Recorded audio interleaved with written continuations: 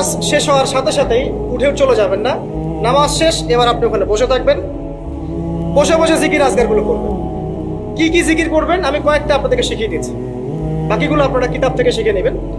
সালাম ফেরানো শেষ, প্রথমে একবার আল্লাহু আকবার, তারপর 3 বার আস্তাগফিরুল্লাহ আস্তাগফিরুল্লাহ আস্তাগফিরুল্লাহ। এরপরে পড়বেন আল্লাহুম্মা আনতাস সালাম ওয়া মিনকাস সালাম তাবারাকতা ইয়া যাল জালালি ওয়াল ইকরাম পড়বেন। তারপর আল্লাহুম্মা আইন্নি আলা যিকরিক ওয়া শুকরিকা ওয়া হুসনি ইবাদাতিক। এরপরে পড়তে পারেন আয়াতুল কুরসি, যেটা একটু আগে বলেছি, তাসবিহাত সুবহানাল্লাহ আলহামদুলিল্লাহ আল্লাহু আকবার 33 33 33, পরে কালিমা শাহাদা, অথবা 10 10 10ও পড়ার দলিল আছে।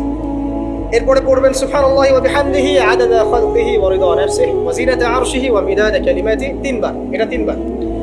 তারপর 3 কুল 3 বার করে, সূরা ইখলাস 3 বার, ফালাক 3 বার, নাস 3 বার, সূরা হাশরের শেষ 3 আয়াত একবার,